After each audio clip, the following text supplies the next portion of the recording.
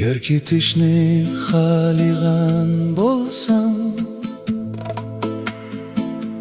qayrilmag'in arqamga tekrar. Eslashlarga qalmisun o'rum, vaqtni tinglab ketkin beg'ubar. Bizar qilgan men emas belkim, pishoniga yezilg'ini bor. Bizga boqmas taqdir oldida,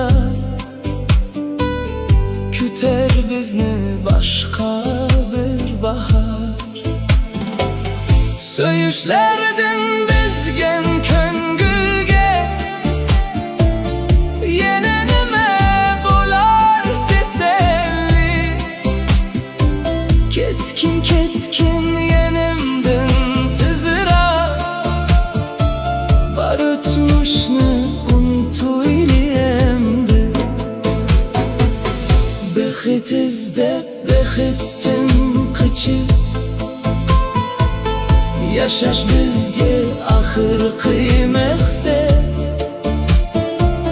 So'yib so'yib tugaydi balkim, levlardagi o'tli harorat. Ketish emas boshlanish yoki oxirlashgan taqdir hukumi. Ko'tarimiz harg'inlik bilan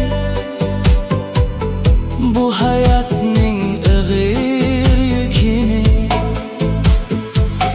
Nega ketsang yana so'yish bor, qayg'u bilan yana kulish bor.